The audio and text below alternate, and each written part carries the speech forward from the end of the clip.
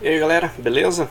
Estamos aqui para mais um vídeo gravado imediatamente depois de ter gravado aquele do Gopher e do Pub Unixverse, ou Unix Pubverse, Tudeverse, que seja. Enfim, e hoje eu vou falar do projeto Urbe, que é o meu projeto de protocolo de comunicação na internet. A ideia é ser um protocolo realmente muito simples, não quero ficar de muita firula em cima dele. Eu vou abrir aqui a página no GitHub. Ah, sumiu minha face, hein? Que legal. Então tem aqui no github.com/theurbeproject. O GitHub é engraçado, né? Porque eu vou ali e coloco Urbe, que foi a minha tentativa inicial, e já tem uma pessoa que usa essa organização com esse nome e não tem porcaria nenhuma publicada, né? É triste. Enche o saco. Então tá aqui, é The Urbe Project. Criado por mim. Tem aqui vários repositórios, já vou explicar o que é cada um. E aqui no About você tem este conteúdo aqui. Então, vamos aí para uma explicaçãozinha conceitual. Primeiro, o que é a Urbe? Urbe é uma palavra em latim que significa cidade, que é de onde vem o nossa palavra urbano, certo? A internet, ela é como se fosse uma cidade. Por que ela é como se fosse uma cidade, não como se fosse um mundo, um universo, uma galáxia? Porque praticamente tudo se torna perto. Então, carro do picolé passando, que maravilha. Gravar de dia é uma beleza. Então, a internet é como se fosse uma cidade, porque, por exemplo, você já acessou um site lá do Japão? Eu já. Qual foi o esforço a mais que eu fiz? Nenhum. Simplesmente caí lá. Então, quer dizer, tudo é perto dentro de uma cidade, tudo é perto dentro da internet. Então, eu não quis chamar esse protocolo de o globo, a galáxia, o universo, porque não é um universo, é uma cidade, né? Ou é um universo dentro de uma cidade. Então, qual que é a minha ideia? Fazer essa noção de ser uma coisa menor. Até seguindo um pouco aquela coisa que eu falei da pequena internet. Né? Mas mesmo assim, mesmo que ela se torne grande, qual é a diferença de acessar um site que está aqui no Brasil ou um outro site lá no Japão? Nenhuma, tanto faz. O acesso é o mesmo, é simples do mesmo jeito. Então, são vários conceitos, tem aqui os termos que eu estou explicando. Então, a vila é o servidor. Então, se eu tiver uma máquina plugada, rodando, servindo conteúdo pro Urbe, então eu tenho uma vila. Tá? E a minha vila tem vários locus, que são locais. Então, a vila seria o equivalente a um servidor, o locus é o equivalente a um website, por exemplo, ou um blog, um sistema que está rodando ali na web. Então, no projeto Urbe você tem um locus. Tá? O plural é locus. Um locus, dois locus. Você tem o hospes, hóspes, que é o cliente, que é o viajante, a pessoa que está perambulando aí pela cidade, pela vila.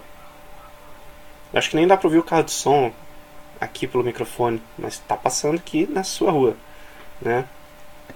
E a via é o protocolo de comunicação. Via, do latim, significa rua, estrada, que é algo que você usa para chegar, sair de uma vila e para outra, sair de um locus e para outro. Então esse é o conceito básico. Eu escrevo aqui uma visão geral, que é orientada a textos. Então, a principal regra é o seguinte: tudo deveria funcionar bem num terminal rudimentar. Quer dizer, você tem uma maquininha antiga ali rodando na sua casa, deveria ser suficiente para você acessar tudo o que tem ali na Urbe. Tem que ser simples por design. Então, eu fiz a implementação referência funcionar usando o Shell, Netcat, sed, grep e ferramentas de linha de comando. Só tem um programa que foi escrito em C, tem acho que 64 linhas só, que eu só escrevi porque não tinha nada parecido. E olha lá, ainda pode ser que eu descubra graças a alguém botando comentário aqui no vídeo. Não tem código de terceiros rodando no cliente, ou seja, nada de JavaScript rodando na tua máquina. Isso aí é um troço que não existe, cara, não existe. Acessar um site e ter um JavaScript que você nem aprovou rodando na tua máquina é um absurdo, cara. Você sabia que tem um monte de site que minera Bitcoin nos clientes que acessam esse site? Tem sistemas que fazem o gerenciamento dessa mineração distribuída de Bitcoin nos vários clientes. Então o cara tem lá um site que tem 1 milhão de visitantes por dia, ele tem 1 milhão de pessoas minerando Bitcoin para ele. Simplesmente porque a web é assim, a web deixa. Eu quero dar suporte à formatação de texto básica, tá? Bold, itálico, texto sublinhado. E vai fazer uso de regras de include. Ou seja, usuários, e aqui eu digo usuário que estão publicando conteúdo. Eles podem setar um header default, um menu default e um rodapé default. Eu sinto falta disso no Gopher. A pessoa tem que ter a proatividade de ir em cada menu e colocar, por exemplo, voltar para a raiz ou voltar para o nível anterior. O cliente dá suporte a isso, mas você tem pouca opção de melhorar um pouco a usabilidade do teu sistema de menu, né? Como é que é o nome de cada entrada do menu? Que as pessoas dizem? Seletores. O teu sistema de seletores ali é muito, muito rudimentar no Gopher. Então eu sinto falta ali de um menuzinho, de um footer padrão, por exemplo, você poder escrever no rodapé o lugar que a pessoa está, ou alguma frase de efeito, que se quiser.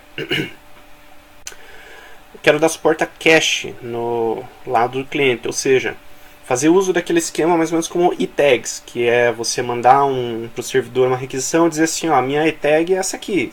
Preciso atualizar o conteúdo? O servidor pode simplesmente dizer, não precisa, está de boas, esse conteúdo que você tem no teu cache local é perfeitamente válido. Use o que você tem aí e eu não vou te transmitir nada. Por quê? Para também diminuir a quantidade de dados trafegando no fio. Sistema de links, eu acho importante você ter uma página com links dentro da página e para facilitar a tua vida, mas interservidores a princípio é proibido. Então eu não quero links dentro de páginas apontando entre servidores. Então isso aqui também quebra um pouco do Gopher. No Gopher é perfeitamente permitido, perfeitamente ok você criar um seletor que aponta para um outro servidor, ou um seletor que aponta para um seletor dentro do outro servidor. Aqui eu não quero isso. Aqui no meu protocolo eu não quero ter uma visão em árvore da coisa toda, porque simplesmente eu acho que não funciona. Não é assim que funciona. Então talvez, eventualmente, a gente vai precisar de linkagem, ligações entre servidores, mas aí eu quero no cliente implementar um sistema de dizer, olha, você está saindo desse servidor aqui e indo para o outro. Você tem certeza que quer fazer isso? Deixar isso bem claro para o cliente, não essa maluquice que é na web, que você clica no link e está em outro lugar. Fazer o esquema de 70 colunas mandatório, obrigatório. Por que 70 colunas? Então, teu conteúdo tem que seguir esse padrão de ter no máximo 70 colunas. Por quê? Porque eu considero que o cliente vai usar 80 colunas. E eu preciso de espaço para fazer um pouco de formatação no cliente. Então eu deixo 10 colunas livres, 5 de cada lado, por exemplo, para eu poder colocar uma barra de rolagem, se for o caso, colocar indicadores de entradas dos links. A gente vai ver isso depois. Por que 80 colunas? Porque, como eu disse, tudo deveria funcionar bem em terminais rudimentares. E esses terminais geralmente são de 80 colunas. E a interação é um objetivo, quer dizer, eu quero que esse protocolo seja poderoso o suficiente para eu poder criar uma wiki, um fórum, thread de comentário, sistema de like e dislike, indicar que eu li, esse tipo de coisa. Já estou pensando nisso. E, ao contrário da web, nenhuma informação sensível navega pelo fio. Ou seja, eu vou fazer uso de chaves criptográficas públicas e privadas. Então, eu primeiro assino localmente e transmito. Então, a minha chave privada nunca trafega no fio, nenhuma senha trafega no fio, nenhum dado sensível deve trafegar no fio. Pelo menos não descriptografado. Então, se eu preciso transmitir uma informação confidencial, eu criptografo devidamente. Ao mesmo tempo, é complicado essa parada de criptografia, porque ela é complexa, por natureza. Então eu já crio ferramentas, já criei uma ou outra ferramenta para encapsular essa eventual complexidade que haja. Então tem que ser sempre muito simples, né? E tem que ter suporte nativo para internacionalização, né? Eu acho isso aí surgiu depois, essa necessidade, essa ideia, mas eu acho bacana permitir já na forma com que você organiza os seus arquivos no servidor, permitir que eu tenha, por exemplo, um artigo em português e também tenha a versão dele em inglês. Eu consigo salvar os dois com uma diferencinha de nome de arquivo, e o cliente possa pedir a versão em inglês ou a versão em português e ter acesso a ela. Acho que é bacana ter isso, é importante. Ao invés de eu ter que ficar criando um menu para os itens em português, um menu para os itens em inglês, eu prefiro que seja mais transparente do lado do cliente. Ele não precisa fazer muita seleção nesse sentido. E fazer isso, esse tipo de suporte, na verdade simplifica a coisa toda. Fazer meio que por fora pode ficar mais difícil. Então é isso. Eu tenho aqui, vamos ver aqui a vila, que é o servidor. Então você pode ver que tem vários programinhas, tem o get, o handler, esse key check, key register, que são paradas das chaves de criptografia, resolve path, sockets handler, tudo mais. Todos esses programas, pode ver aqui o get, por exemplo, foram escritos, né, para rodar no shell do Unix. Inclusive é o SH, não é nem o bash. Claro que na maioria das distros Linux o SH é representado pelo bash, algumas usam dash, mas assim, isso aqui é para rodar da mesma maneira num OpenBSD também. Não sei se roda, não testei, mas a ideia é que rode bem, não precisa ficar criando versões diferentes desse código aqui. Então uso o sistema de funções, tudo mais, tem a função get. Nossa, eu nem vou explicar esse código aqui, mas esse get que é o get do servidor, quer dizer, eu recebo uma requisição e esse cara aqui procura um arquivo para mim. Não vou nem explicar o handler, vou explicar o sockets handler, que foi um código escrito em C. Então, por que eu escrevi um programa novo? Tá? Isso, a filosofia Unix fala que você só deve escrever um programa novo se não tem nenhum outro que faça esse serviço. O que o Sockets Handler faz? Ele é um programinha escrito em C que fica ouvindo numa porta, a princípio é 75, né? 75, meio termo entre 70 e 80. E cada conexão nova nessa porta, ele abre um processo filho para que esse processo filho trate dessa conexão. Então ele é um servidor de requisições, de conexões, de sockets. Então abre o socket de uma conexão externa, ele já imediatamente joga isso para um processo filho e continua ouvindo naquela porta específica. Se você não entende muito como é que funcionam portas no TCP/IP, eu vou explicar aqui porque eu acho que é interessante saber. Então, as conexões TCP, olha só, isso é importante, muita gente não sabe. As conexões TCP se caracterizam pelo conjunto IP-porta de origem e IP-porta de destino. E é por isso que eu consigo abrir múltiplas conexões na mesma porta. No caso aqui, a porta 75. Quando alguém te perguntar quantas conexões uma máquina Linux permite que sejam feitas para ela, a resposta é infinitas.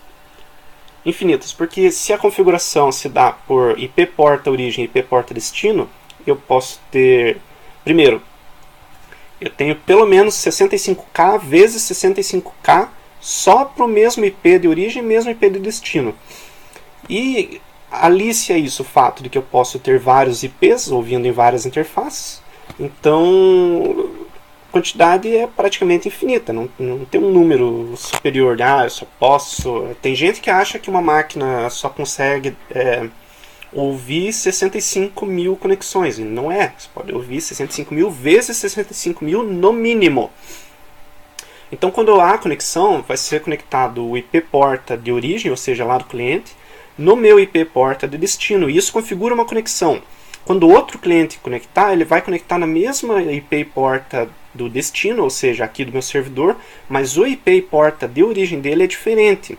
Então, e mesmo que sejam vários clientes na mesma máquina, ou seja, o IP seja o mesmo, o sistema operacional do cliente cuida de associar a porta de comunicação de origem a números aleatórios, maiores que 1024 geralmente. Entendeu? Então, por exemplo, eu posso estar falando com um servidor na porta 2048, E outro programa também pode estar falando com um outro servidor ainda na porta 2048 também, porque lembre-se, a conexão se configura por IP porta origem mais IP porta de destino, esses 4 valores, e não somente 2 ou 3. Então, é interessante, né? Veja. Coisa que às vezes a gente não para pensar, né? Mas é assim que funciona. Então, vamos lá. Então, o que esse programa faz? É um programa em C. Olha só, eu tive que descobrir muita coisa, como configurar endereço, abrir socket em C, tudo mais. É um troço meio chatinho.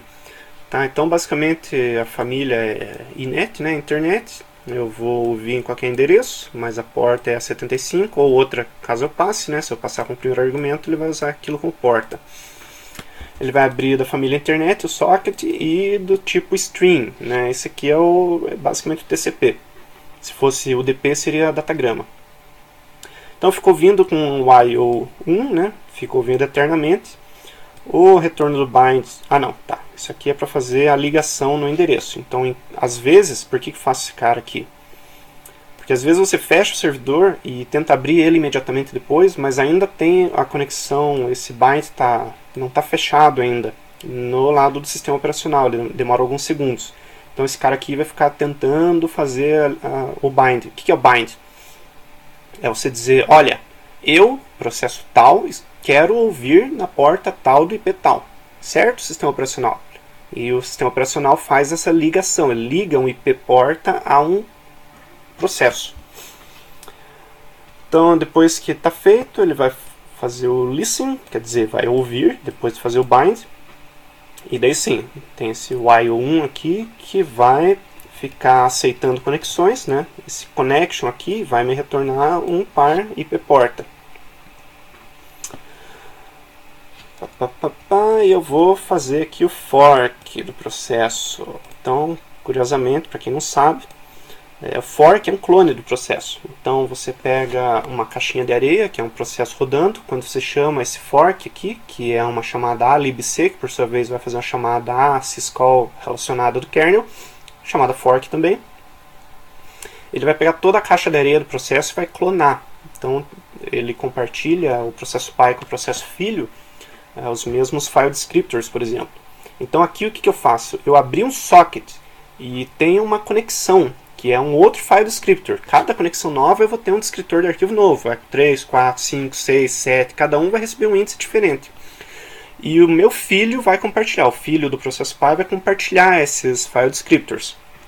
Tanto que, aqui nessa linha 68, eu pego do 3 em diante e fecho.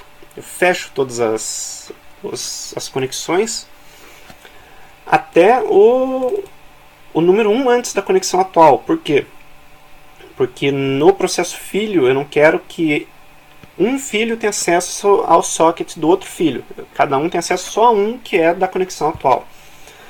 E, enfim, vou chamar ali o programa aqui, ó, chamando handler, que é um programa que vai ser buscado no meu path, porque eu estou executando com execv.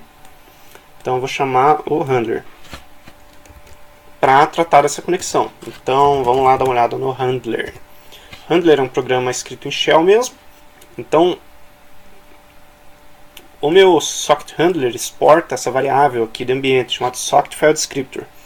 Mais para frente eu quero fixar isso aqui no 3, né? Mas por enquanto eu não tive tempo de pesquisar como é que faz isso. Que é você fazer a religação de um file descriptor de um número para outro número. Então está lá no 7, 8, 9, eu queria que ficasse sempre no 3. Mas por enquanto eu exporto essa variável aqui para dizer para o script qual que é o número do file descriptor que tem o socket aberto. Então tem essa função sendAnswer, que pega tudo que é passado de argumento e vai mandar lá para o socket file descriptor. Tá? Então, caractere de redirecionamento, o i comercial para dizer que eu vou mandar para um outro lugar que não é a saída padrão, e o número que vai ser aqui 5, 6, 7, 8, 15, 20, o que for, que é o valor do socket file descriptor. É estranho? É. Funciona? Funciona. Tem o batch answer, que eu uso um cat, então eu posso escrever um monte de coisa, mandar com um pipe para essa resposta em lots, vai funcionar do nosso jeito. E alguns parâmetros aqui, o getRev, ele vai dar um stat para ver a revisão do arquivo, que vai ser basicamente data e hora, né, aquele formato ano, mês, dia, hora, minuto, segundo. Eu chamo o stat da linha de comando para fazer isso, com traço C. Get_arg e tal, para cada request que eu leio aqui, eu printo a request, isso aqui é só para depuração, né? Eu acho um verbo, então ok, eu estou usando como inspiração certos termos do HTTP. Porque o HTTP não é de todo ruim não, ele é um protocolo bacana até. Pego argumentos, pego o P, que seria o path.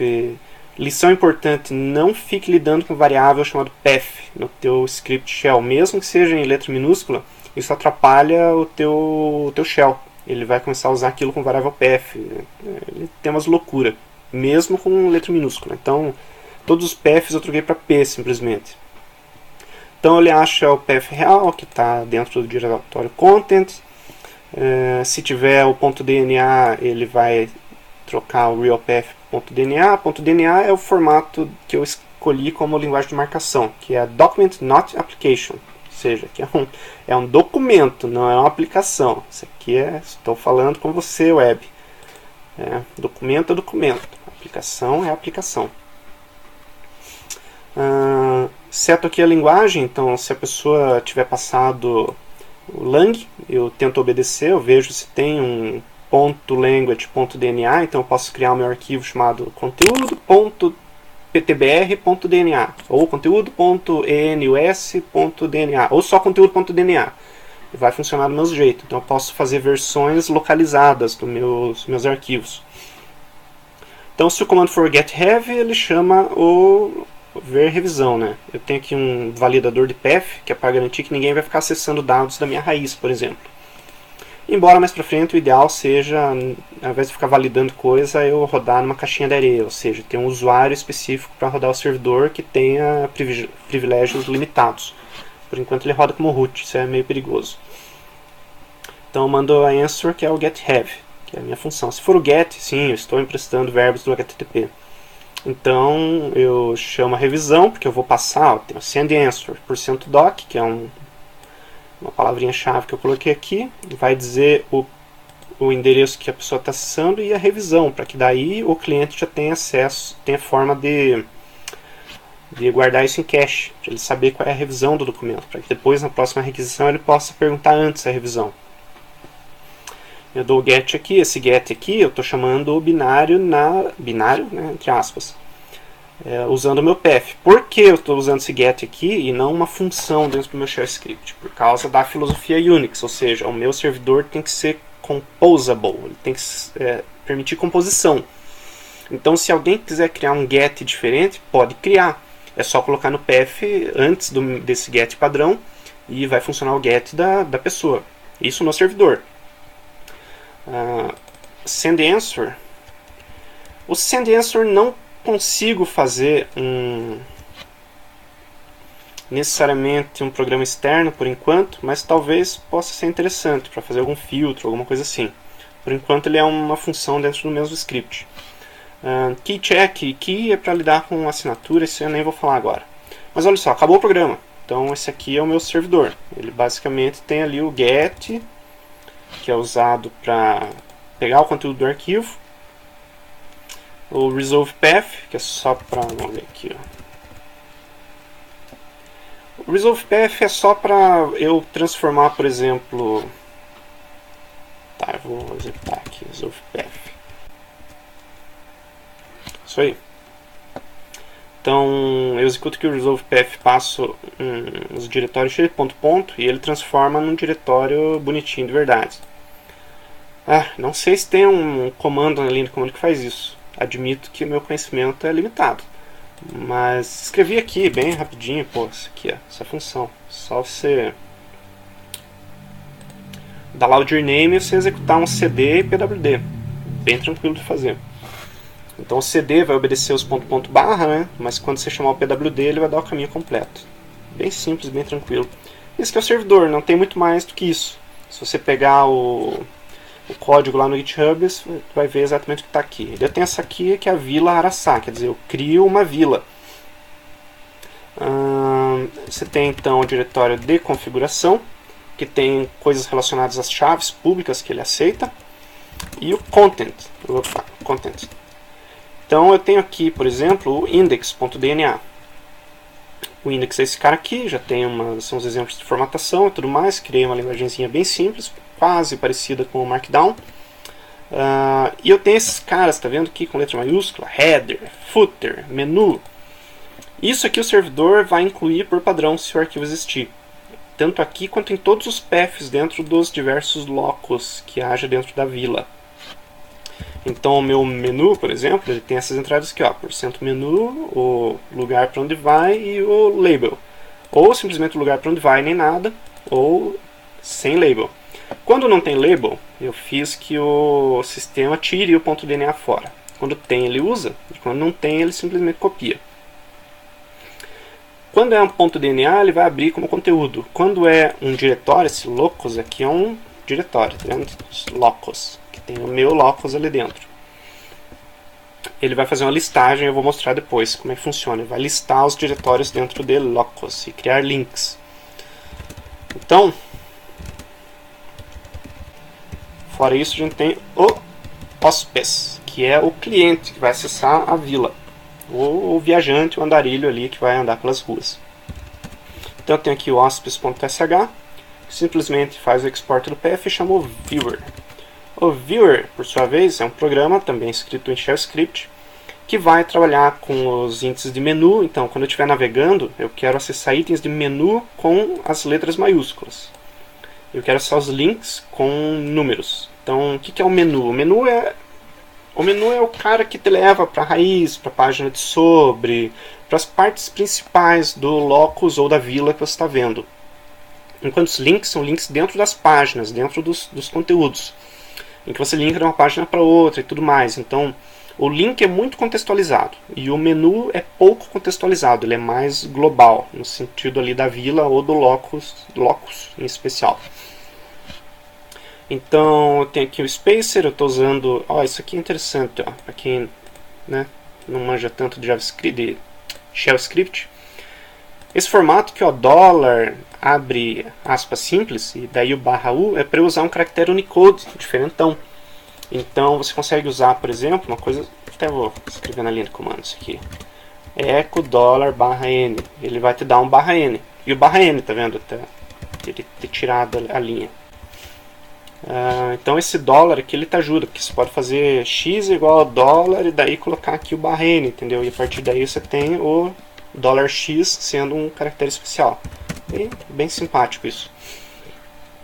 Então eu tenho aqui o spacer, tenho a linha horizontal. Então aqui no viewer já tem algumas coisas relacionadas à formatação. Eu implementei também o retângulo. Por quê? Porque eu gosto de colocar títulos dentro de um retângulozinho bonitinho.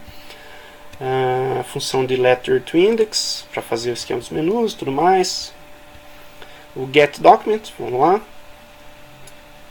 Nem vou explicar isso aqui. Leia o código depois que você vai ver melhor. Então, para cada linha no $content, o content é o echo response e chamo o includer. Vamos ver o includer, como é que ele funciona. Então, eu pego o conteúdo do servidor e chamo o includer. O includer é o cara que vai ler essas chamadinhas de %include e vai incluir no documento, igual a inclusão de um arquivo em C. Quer dizer, ele vai pegar o conteúdo que está sendo chamado e vai incluir dentro do documento. Então, uma chamada vai, às vezes, de um documento vai resultar na chamada de vários outros documentos. Então, quando eu boto include um outro cara comum, aqui no cliente ele vai no servidor e vai chamar aquele cara comum e vai substituir a linha com include pelo conteúdo daquele arquivo e fazer isso recursivamente. Ainda não implementei um sistema de evitar recursão infinita, né? Um cara incluindo o outro que inclui o mesmo cara. Tem que ser feito isso. Aceito pull requests com alegria. Então o includer tem o %doc, que diz que o documento está começando, %end para dizer que acabou o documento, e o include, e é só isso que ele interpreta. O que mais tiver no meio ali ele vai ignorar, ele só quer fazer inclusão. Por que eu criei um %doc aqui no meu protocolo? Porque eu quero permitir que sejam feitas coleções. O que são coleções? Quando eu quiser criar um sistema de fórum, eu vou criar uma coleção de documentos, que são as várias mensagens. Quando eu quiser criar um sistema de formulários, eu posso criar uma coleção de pequenos formulários para fazer, por exemplo, sistema de vendas online, que seja. Então eu quero fazer também coleções e outros tipos de coisas. Às vezes, talvez mídia. Então eu posso ter uma coleção que tenha uma imagem no meio. E daí o cliente decide o que fazer com a imagem. Veja só, já é uma abertura para fazer imagem inline. Mas enfim. Então esse aqui é o includer. Voltando para o viewer, ele vai interpretar os % menu de uma maneira e os % link de uma outra maneira. E vai dar a opção. Aqui eu printo o link na tela e depois vou mostrar como é que fica. Eu interpreto os retângulos aqui no viewer, new line, e daí chamo esse cara aqui que é o DNA ANSI Parser. Preciso permitir customizar esse cara aqui também. O que é esse cara? É o programa que vai fazer o parse do DNA. DNA é o Document Not Application, é uma linguagem de marcação que eu criei. E o ANSI é porque ele vai usar caracteres ANSI, tá? Então ele tem aqui, ó, clear, bold, dim, itálico, underline, invertido, escondido, as cores leves. Então isso aqui são caracteres ANSI que você imprime no terminal para você imprimir com cor, imprimir com formatação.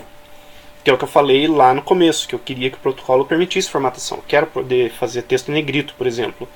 Então eu tenho aqui todas as funções de ANSI, eu faço uso do sed para fazer a substituição, por exemplo, asterisco, asterisco, eu troco por ANSI bold e a primeira ocorrência. O barra de um lado, barra do outro, eu faço itálico, o underline começo, underline fim, eu faço underline. Então tem aqui a minha linguagemzinha de formatação. Esse código tem um problemaço, que é esse evol aqui. Felizmente eu não consegui fugir de fazer o evol.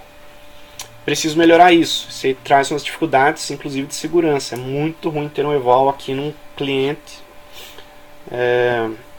que vai permitir que o teu servidor faça coisas malignas dentro da tua máquina. Então, usando o teu shell. Então, um eval é um perigo absurdo. Eu quero mudar isso aqui. Se alguém conseguir me ajudar, eu agradeço. Não ando com tanto tempo assim para fazer isso agora.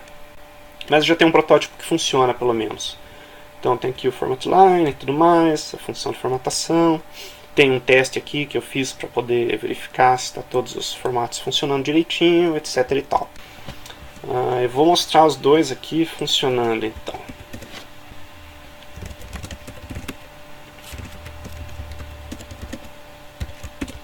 Vou rodar aqui o meu servidor. E aqui eu vou rodar, olha lá. Já imprimiu que ele fez o bound na porta 75. Bom, vamos lá. Vou acessar aqui o hospes, localhost 2.75. Opa. Desculpa. 7575. Porque eu não quero ficar logando como root toda vez que eu quiser rodar o servidor. Então eu fiz na porta 7575 só para facilitar a minha vida.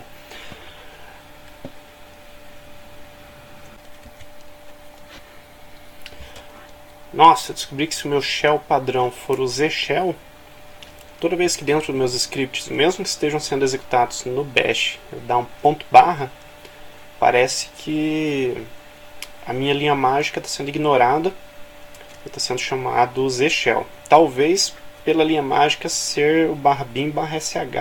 Então eu tive que enfiar em cada script o barra bin barra bash para dizer que vai rodar no bash, que é o que seria o shell do Unix ou mais próximo disso. Não é o Z-Shell, não é para ser usado o Z-Shell para rodar. Enfim, vamos lá. Então, estou rodando aqui o hospes, localhost 7575. Então, vamos lá. Já deu o get aqui. Veja que foi pedido um determinado idioma. Tá aqui, ó. Vila Araçá. Um retângulo bonitinho. Pode ver que o texto tem 70 linhas. Aqui, esse aqui é o limite de 80. 79, alguma coisa assim. Tá aqui o meu texto que eu escrevi lá nos arquivos que você viu. Opa, escapou aqui. Não escapou não. Eu explicitamente desabilitei aqui a formatação para a gente poder ver que o bold se faz com asterisco, asterisco. O itálico com a barrinha, underline com underline. Uma linha que ignora esse esquema do bulletzinho especializado. Fiz uma linha horizontal bonitinha e esse aqui é o indicador de que terminou o documento. posso melhorar esse cara aqui no fundo também, mas olha só. Esse aqui é o header padrão, então eu não precisei incluir isso dentro do meu arquivo de index. Isso aqui é o footer padrão, também não tive que incluir ele já vem automático, porque o servidor já inclui para mim sozinho. E aqui eu tenho o menu, olha só, o A, B, C, D maiúsculo, são as minhas entradas de menu, que não são links, eles não estão dentro da página. Esse aqui é o meu menu para eu navegar por essa vila aqui específica. Então eu vou acessar ali, por exemplo, os locos. Então vai carregar os locos e vai me dar, olha só, o header padrão, o footer padrão, e aqui no meio, ó, Kleber 000, que é aquele diretório que tinha, e não tinha nenhum arquivo index, por exemplo. Então isso aqui é uma listagem de diretório que o servidor está fazendo. Então eu vou acessar ali o 0. E tá aí, ó, tá aqui o meu header padrão. Opa, tem um defeito aqui, né? Quando o número de caracteres é ímpar, fica um espacinho sobrando. Preciso corrigir isso. Mas tá aqui, esse aqui é o header também padrão, ele está no arquivo chamado header, todo maiúsculo, .dna, o footer padrão também, e bem-vindo ao meu locus, que é o conteúdo do meu index.dna, e tem o meu próprio menu, então tem o A, que é o about. Então ele vai procurar aqui o locus, esse ponto barra, tem que resolver também, mas ok, e tem aqui about page, quer dizer, carregou o about.dna.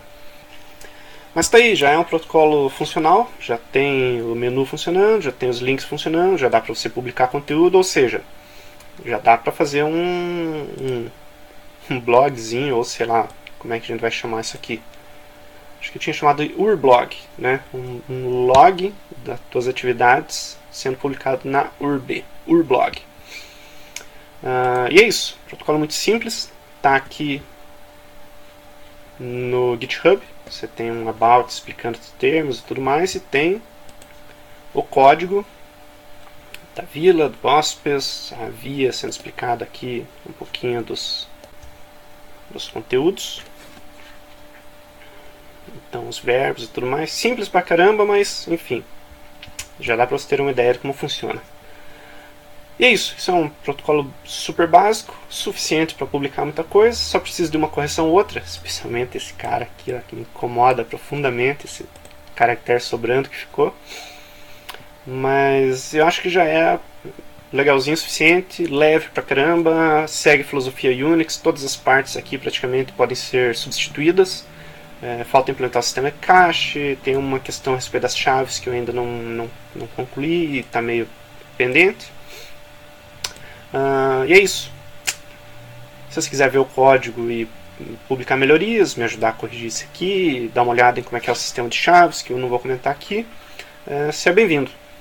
E é isso. Talvez no próximo a gente fale um pouco sobre as questões filosóficas aqui. Acho que a ideia desse era mais falar a respeito da implementação. Fique à vontade para ler o código e me avisar de melhorias. Sugestões são sempre bem-vindas. Isso aí, valeu, falou!